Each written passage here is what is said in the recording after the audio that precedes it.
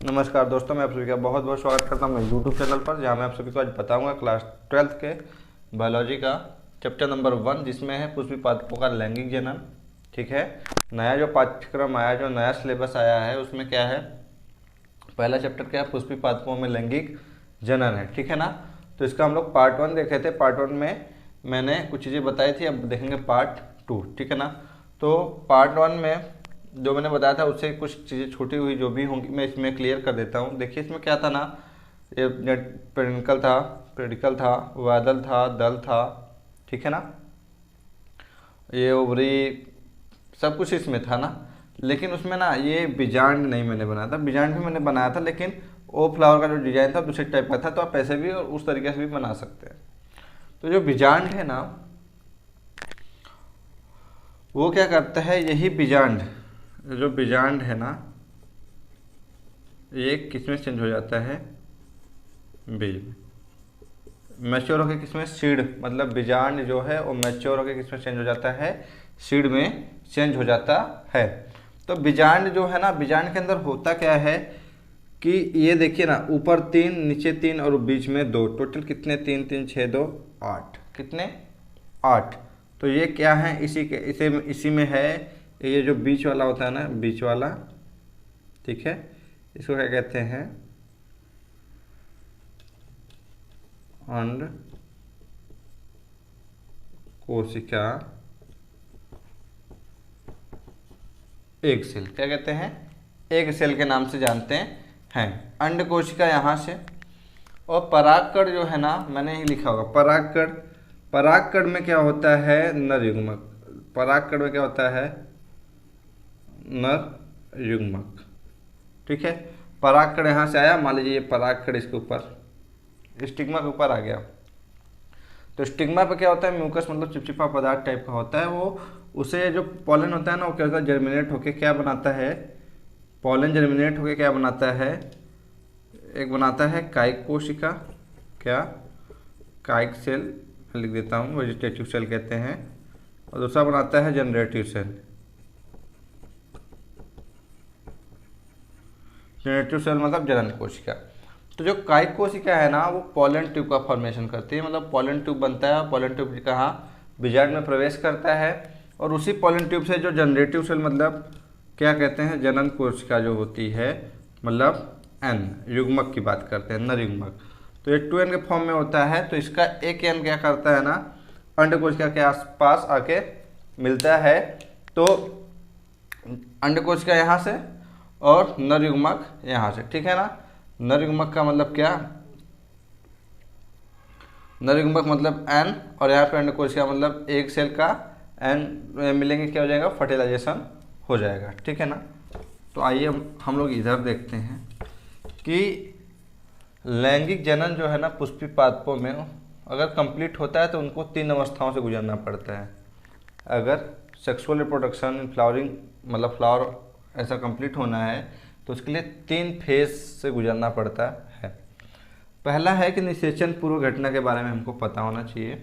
निषेचन पूर्व घटना मतलब क्या कहते हैं, मैच्योरिटी से पहले, जब क्या कहते हैं कि ह्यूमन बीइंग में देखते हैं, जब लड़का जैसे मेल हो और फीमेल हो, उसकी एक लिमिट होती है, एक एज की लिमिट होती है। उसके बाद ही फर्टिलाइजेशन क्या होता है, उसमें भी क्या होता है, संभव होता है। तो उसी तरीके से ना पेड़ पौधों में भी होता है कि एक स्टेज होता है, मतलब जब तक वो मैच्योर नहीं होते हैं, मैच्योर कैसे होते हैं उसके बारे में जानना है। तो पहला है निषेचन पूर्व घटना, मतलब निषेचन से पहले की घटना, मतलब यहाँ पे परागकण बनेगा, परागकण में नरयुग्मक बनेगा। ठीक है, यहाँ पे अंड कोशिका का फॉर्मेशन होगा। ठीक है, तो कैसे फॉर्मेशन होगा, ये तो पहले से ऐसा होगा नहीं, एक किसी स्टेज से क्या होगा, स्टेज बाय स्टेज होते हुए ये क्या हो, परागकण नरयुग्मक का निर्माण किया होगा। ठीक है ना।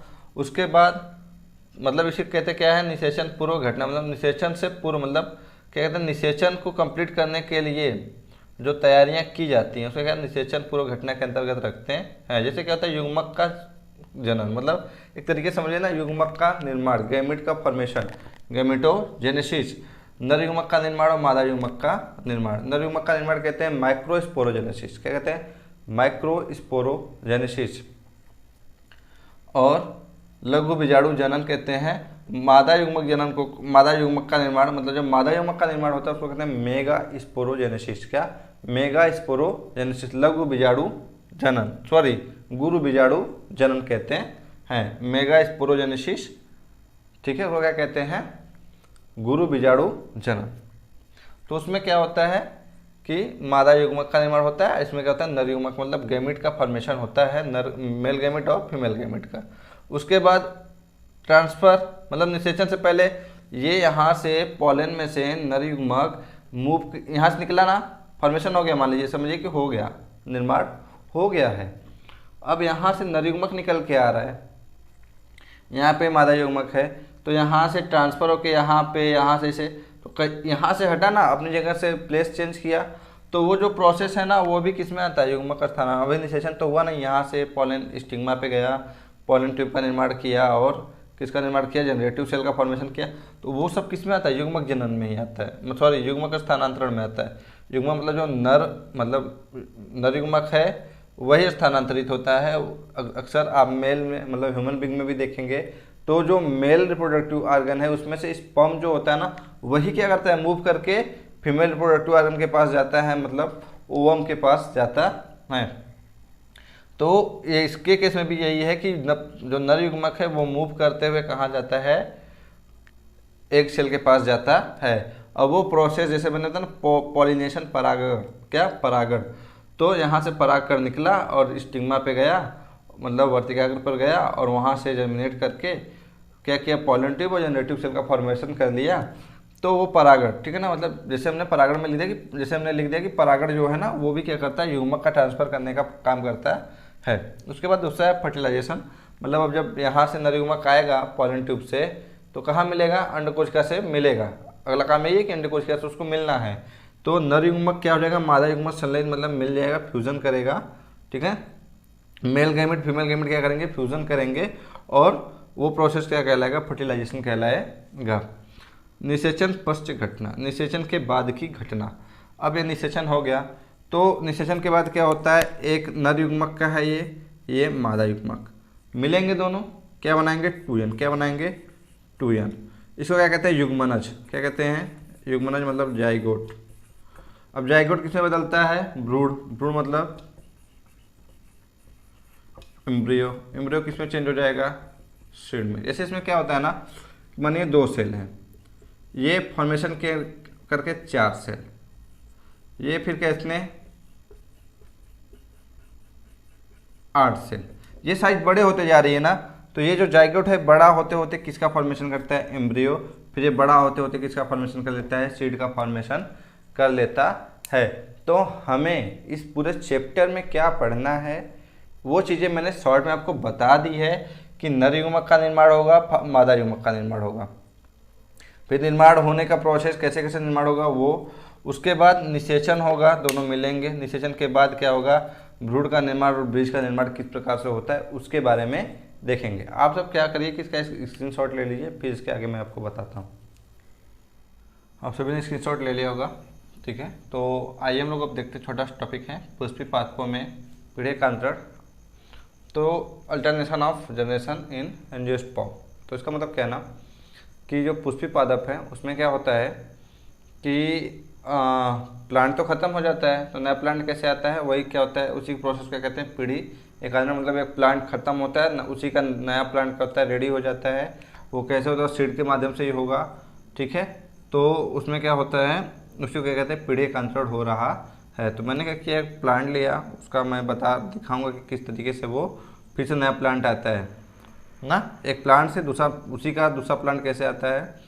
तो उसके फ्लावर को मैंने लिया, फ्लावर में से मैंने मेल पार्ट को ऊपर और फीमेल पार्ट को नीचे। मेल का कौन सा? परागकोश मैंने यूज़ किया। परागकोश में ये डॉट डॉट जो मैंने दिखाया वो क्या है? लघु बीजाणु मातृ कोश का मतलब माइक्रोस्पोर मदर सेल, जिसको कहते हैं MMC। और उसी को क्या कह सकते हैं? पराग मातृ कोशिका। कन्फ्यूज नहीं हो गया, क्या कहते हैं? लघु बीजाणु मातृ कोशिका, कोई क्या कहते हैं? पराग मातृ कोशिका कहते हैं। तो पराग मातृ कोशिका क्या है? PMC, पॉलन मदर सेल कहते हैं। अब इसमें क्या होता है? अर्धसूत्र विभाजन होता है। अर्धसूत्र विभाजन के पश्चात क्या होता है? अगुणित। अर्धसूत्र विभाजन के पश्चात कैसी कोशिकाएं बनती है? अगुणित कोशिकाएं बनती हैं, एन, ठीक है। और इसको क्या कहते हैं, क्या कहते हैं, लघु बीजाणु के अंदर किसका, अगुणित कोशिकाओं का निर्माण हो रहा है। फिर इसमें समसूत्री मतलब समसूत्री में क्या होता है कि जैसे कहते हैं ना कहीं लॉस हुआ, समसूत्री विभाजन का मतलब क्या हुआ, मान लीजिए मुझे यहाँ चोट लग गई, यहाँ से 100 सेल क्या हो गई, डेड हो गए, 100 सेल क्या हो गया, डेड हो गया। तो 100 सेल फिर से बन जाए, क्या कहते हैं, 100 सेल से 100 सेल का फॉर्मेशन हो जाए, तो क्या कहते हैं, समसूत्री विभाजन। मतलब नंबर ऑफ सेल जो है वो उस विभाजन के बाद भी क्या हो, सेम हो, तो उसे क्या कहते हैं, समसूत्री विभाजन। ठीक है ना। जैसे एक से एक ही का निर्माण हो रहा है, हो तो ये लोग दो गए ना, कितने हो गए, 2 लोग हो गए, लेकिन एक से एक का निर्माण होता है तो उसे क्या कहते हैं, समसूत्री विभाजन कहते हैं। समसूत्री विभाजन हुआ तो क्या बना, नर युग्मक। ठीक है ना। ये जो अगुणित कोशिका मैच्योर हो गई, किसमें बदल गई, नर युग्मक में चेंज हो गई। अब ये नर युग्मक तैयार हो गया है पॉलन के अंदर। पॉलन के अंदर कौन है, नर युग्मक बैठा हुआ है। ठीक है, यहाँ पे नर युग्मक तैयार हो गया है, रेडी हो गया। अब यहाँ से देखते हैं ना बीजांड वाला पोर्शन। फर्स्ट वाले पोर्शन में क्या हो रहा है कि बीजांड के अंदर एक सेल है, मैंने ऐसा दिखा दिया अभी, एक सेल है, वो क्या, दीर्घ बीजाणु मातृ कोशिका कहते हैं। क्या कहते हैं, दीर्घ बीजाणु मातृ कोशिका। हमें बस एक सेल से मतलब है, क्योंकि जो पॉलन का नर युग्मक है वो एक सेल के साथ ही फर्टाइल होगा, बाकी 7 न्यूक्लियाई से में कोई मतलब नहीं है। ठीक है ना।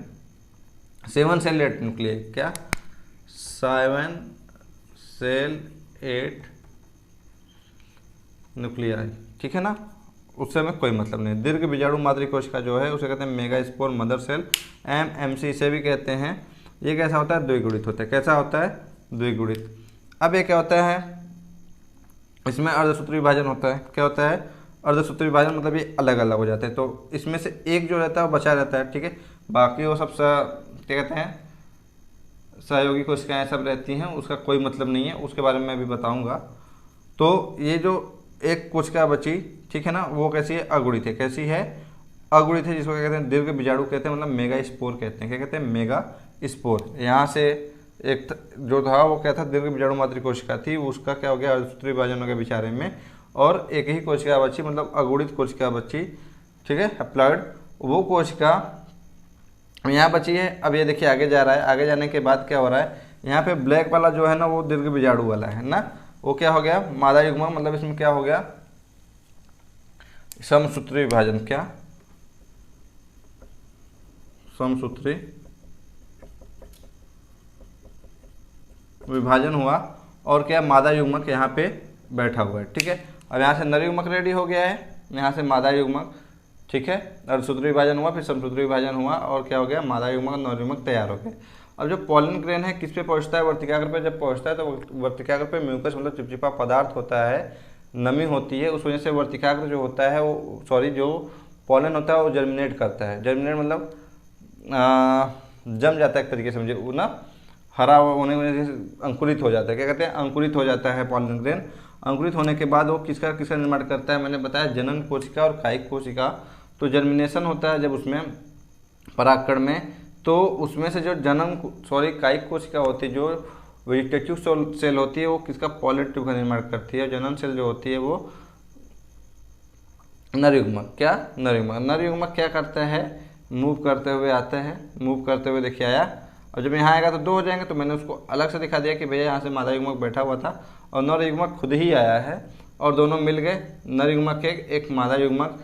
तो N और N, ठीक है ना, क्या, N प्लस N क्या बना लेंगे, 2N बना लेंगे कि नहीं बना लेंगे। फिर ये 2N क्या कहते हैं, युग्मनज। क्या कहते हैं, युग्मनज।